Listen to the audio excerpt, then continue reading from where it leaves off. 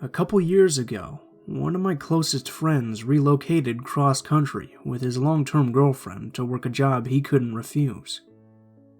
The only issue he had was that he didn't want to fly his dogs out with him when they made the move.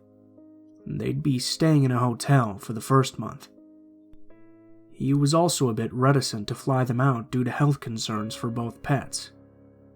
By the time he located a home to rent, he was missing his furry buddies, and made the request of his sister, another close friend, and myself to drive them to him in LA. Now, we're Chicago folks, so the trip would be quite a long one. However, with the three of us to foot the near 30-hour drive, it would be a piece of cake. We left early and we drove long hours. Along the way, it was decided between my friend and I that we'd foot the majority of the drive ourselves, and if we needed to, we'd let our friend's sister do some driving. We were on a bit of a time crunch due to a snafu with the rental agreement, so we didn't have the luxury to stop very often, past an 8-hour stay at a Denver La Quinta Inn.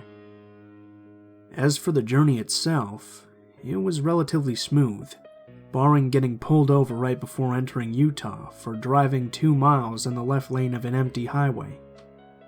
From that point on, we made it through Utah, Arizona, and Nevada without much trouble, until we entered California in need of some gas. I'd been driving for the majority of the first day, and tagged my buddy in after being pulled over. I remained in the shotgun seat as navigator, searching through the GPS for a fuel stop.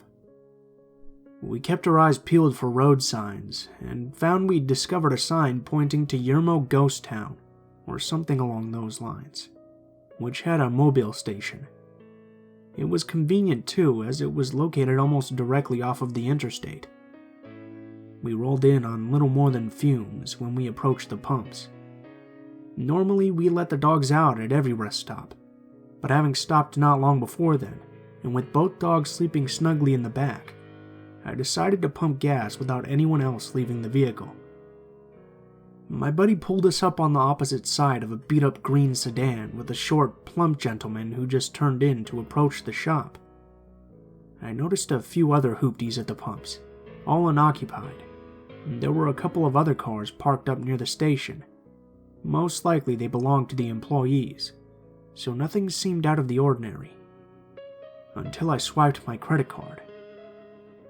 The pump rejected my first swipe attempt, which I chalked up to a misread. I swipe it again and the pump reads out, "Please see the attendant." I was a bit annoyed, but we really needed the gas. I tapped on the window and told my buddy what I was doing, and asked if anyone might need anything. After taking their orders for Gatorade and Marlboro Reds, I walked up to the store and made a mental note of how strange this gas station was. Kind of quiet, especially for one right off the interstate, but that was no matter. As I walked in though, there was more weirdness. First thing I noticed is that there are some boxes of chips just left on the floor, like someone was stocking the shelves and just quit. As I veer to my right, I noticed that immediately there's no one milling about in this place. With the 6 cars beside my own out there, I felt like I would see someone. Things got even weirder when I realized that there was no one behind the counter. No customers or workers. And then it dawned on me. What had happened to the gentleman that was at the pump adjacent to mine? Surely they couldn't all be in the bathroom. This is where I began to feel this gnawing sensation in my stomach. Something just wasn't right. I've always been a person who felt like I could trust my instincts, and those instincts were screaming at me to just get the hell out. I wanted to run, but I held back. I would look suspicious booking it out of a gas station that was empty, so I decided to just play it cool. Don't let your body language let on how badly you're freaking out in your head. I was probably inside of this gas station for only a couple of minutes when I left, but I stopped just before exiting to listen for something. Anything. A flushing toilet would have been a good sound, but there was nothing. As I exit the shop and see my car, I begin to feel dread. It's like that moment in a movie where the hero is about to make it to the end of their trial, but the celebratory fanfare disappears, and in that silence, something comes and strikes them down. I'm about 25 yards from the car, when I see this gentleman come out from around the side of the shop opposite me. It's not the same man as I saw while pumping gas. He was larger and he had a peculiar look on his face. The best way I could describe it was like Nick Cage's smile from Face Off before the titular act had occurred. I continued walking towards my car, but when I turned to look back at him, he was now walking towards me with a purpose. At this point, I noped my way back to the car with increased urgency in my step. And of course, my friend had the door to the car locked like a complete douche clown. There's also the 95-pound golden retriever sitting in my seat. Apparently, my travel companions didn't notice how freaked out I was, or the gentleman walking in my direction. I punched the window and told him to unlock the fucking door, to which he only half rolls down the window to tell me that the dog was in my seat, and they were afraid she'd jump out when I opened the door. I reach my hand in and push the dog towards the back seat as hard as I can, while my friend is just now realizing how freaked out I am. He started the car and we drove back quickly. I take one last look back to see that the man has stopped about a pump away from where we were, still with that same look on his face. We found another gas station further down the road, this time with a ton of people inside and out. After thoroughly creeping out my friends with the story as I pumped gas, we made our way back to the interstate, which meant passing that gas station again. It had been about 15 minutes since we pulled out initially, and we go silent as we notice that the very same cars are still sitting in the same spots where they had left them. After thoroughly freaking out for a few miles, I received a phone call from my credit card company about a $100 charge at the mobile station. The lady on the phone was really helpful in fixing the situation for me, and was as entirely creeped out by it as we were. In the end, we made it to LA and had a great vacation, but it still bothers me as to what the hell was going on with this little gas station off the highway, and what the hell was that smiling man's story.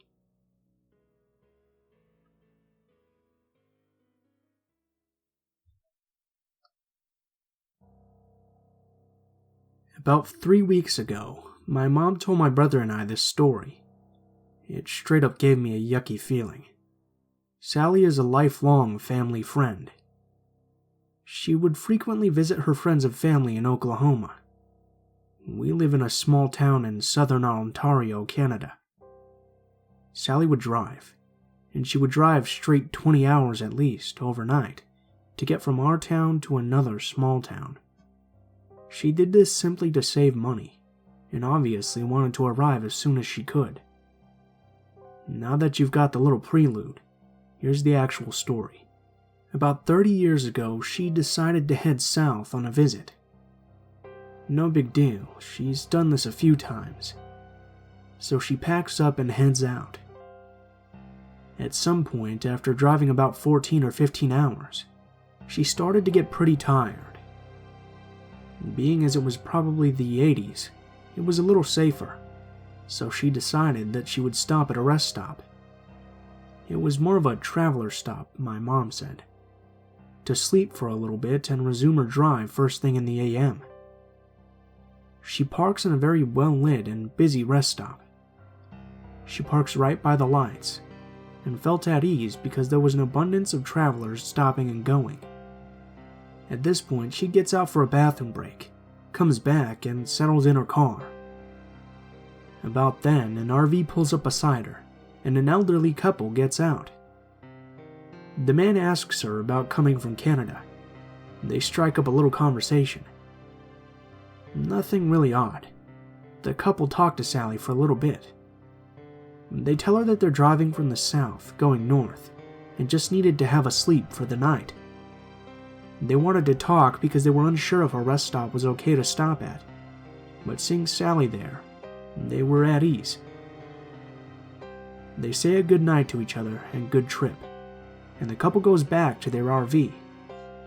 Sally locked her doors up and went to sleep. 2 or 3 hours later, she woke up with a really unsettling feeling. She looks around but sees nothing. A few people are going in the stop. The parking lights are all on.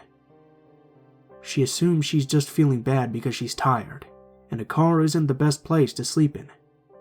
About 10 minutes after she said that, though, this feeling actually got worse, and it became a jarring, uneasy, and queasy feeling.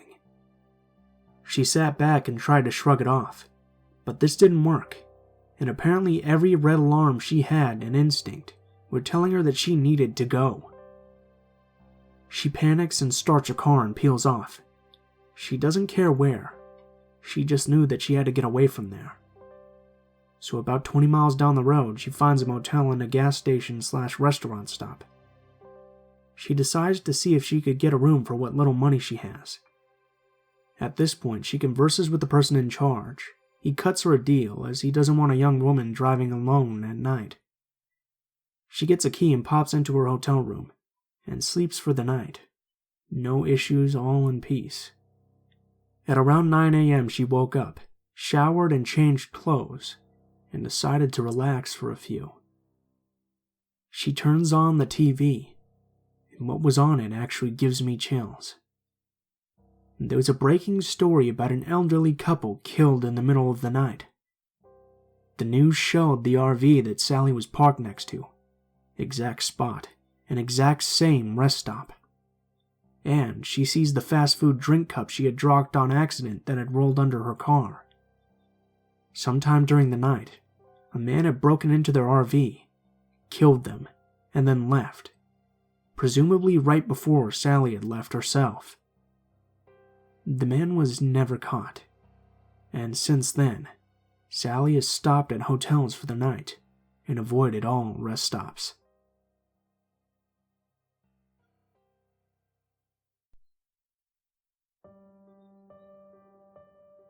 Back in 2005, when I was 18, I had just dropped out of high school in Minnesota. I was about halfway through the school year, and I just didn't have the credits I needed to graduate.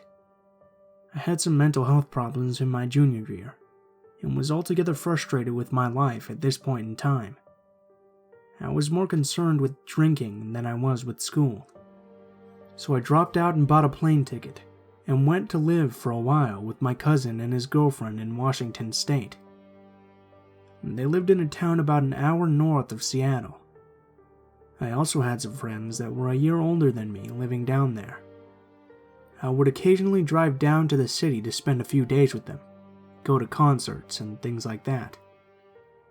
After a particular stint in Seattle, I decided to head back north to my cousin's place. With me being the financially impaired individual that I was at the time, I left Seattle without a dollar to my name. As I'm getting on the road, I notice I'm very low on gas. I figured that I could make it though.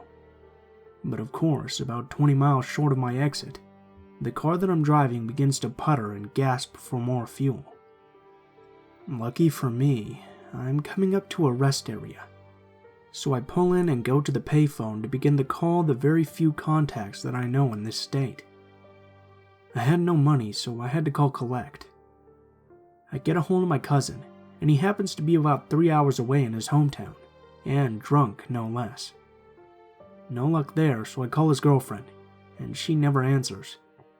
Everyone I know in Seattle doesn't own a car, so at this point I'm kind of hosed. My cousin said he was coming home in the morning, and could pick me up on his way through. So it looks like I'm spending the night at this rest stop. So I get settled with my seat reclined and using a hoodie as a blanket. I'm there for about 20 minutes when a van pulls into the rest area. It was one of those Chevy Astro vans. The van parks and out comes your typical creeper. About 5'5", pudgy, balding, and with thick glasses. The creeper begins walking around the parking area, glancing into all of the parked cars. There were only about 3 other cars at the time. He walks slowly right in front of my car, and just stares me down for what seems like an hour. At this point, I'm pretty sure my future involves me being referenced in a documentary about serial killers. So Creeper Guy gets back in his van and parks it so that he's behind me on the other side of the parking lot. I parked facing the bathroom area, and he's parked behind me facing the woods. At this point, I'm no longer reclined and relaxed. I'm now sitting quite awake, and I'm not able to take my eyes off of this shithead. I can look in my side view mirror and see him through his, just staring at my car. This goes on for about 2 hours, and he would occasionally get out of his van and go stand in the woods in the darkness. I could tell that he was still watching me, because I could see the cherry on his cigarette light up as he would inhale. At this point, I'm pretty on edge, and have to piss like crazy. There's no way in hell I'm gonna walk into that bathroom with this guy around. So I decide to call the state patrol and have them kick this guy out of here. I ring them up and tell them the situation, and they say they'll send a trooper through. I hang up the phone and I'm kind of pacing around, all while keeping an eye on this creepo. After about 30 seconds, the payphone rings. I'm thinking it's the state patrol calling back for some reason, so I answer. Hello? You want your dick sucked? Let me suck your dick. What the fuck? No. I slam the receiver down. The damned creeper has the payphone number and is calling me from within the woods. I'm slightly terrified at this point, and I'm kind of frozen but ready to run 1,000,000 miles an hour if necessary. I've got my eye on the woods, and the phone rings again. I can't decide whether to answer it or not. I don't want to miss the state patrol if they are calling for some reason. So I answer the phone silently. Come on, let me suck your dick. I don't want to have to hurt you. I could even give you some money. At this point, this piece of shit has threatened me, so I immediately go into rage mode. I start quickly for my car, when I remember that there's an axe handle in the back end for situations like this. As I'm walking towards the car, the creeper starts out of the woods and is walking towards me. I get to my car, grab the axe handle, and start towards this guy, pointing at him. Motherfucker, you better get back in your van and get the fuck out of here, or I'm gonna bash your skull in. He stops in his tracks, stares at me, kind of assessing me. He turns around and gets in his van, and slowly drives away while staring at me. At this point, I'm completely shaking due to the adrenaline when the trooper finally arrives. I tell him the whole story and he takes my information and says he could drive me up the highway to the nearest Denny's so I could stay the rest of the night safe there. He asks if we can first stop by the other side of the highway to see if the guy has just switched rest areas. I agree. We pull into the rest area, and lo and behold, there's the van. The trooper approaches and is talking to the guy for about 5 minutes. I can tell the trooper is giving him the 3rd degree, sticking his finger in his face and raising his voice. The trooper returns and tells me the situation. Apparently there was nothing he could do to charge the guy at this point in time. Seemed odd to me since the guy had threatened me and was soliciting sex at a rest stop. The guy didn't have a license himself. He claimed that a friend had dropped him off and he was waiting for him to return. And the trooper told him that if he was still there when he passed through, he would be arrested for trespassing, and if he or any other trooper saw him driving, he would be arrested for not having a license. And the trooper also told me he had several pairs of binoculars and a large bag of candy in his front seat. So I get dropped at Denny's, and my cousin eventually picks me up and I tell him the story. We have a good laugh, being able to look back on it. And we go back the next day with a can of gas to get my car. End of the story, right? No. We arrive at my car and there's a note under my wiper from the damn creeper. It was written in the form of a poem. I can't remember it exactly, but it went something like this. You should have shut your mouth, you stupid little bitch. Somebody should have taught you to never go and snitch. You should go and get back on mama's tit. I went on for several pages, but I can't remember anymore. The guy had cut all the brake lines and everything he could underneath the car. We called the troopers again. They came and took the note, and took some more information. It wasn't even my car. A friend of mine had been visiting, and wanted to buy a car and road trip back. He decided against it and left the car, and said that I could use it and he would make plans to get it later. I didn't stay in Washington much longer after that. I spoke to an investigator one more time, but nothing ever came of it, and I don't know why. They knew who the guy was and everything. At this point, I was just over it and wanted to move on. For the short time I was in Washington after this, me and my cousin would pull into every rest stop we passed, hoping to find this guy. In retrospect, I guess it's a good thing we never saw him again, because we were dead set on seriously hurting him.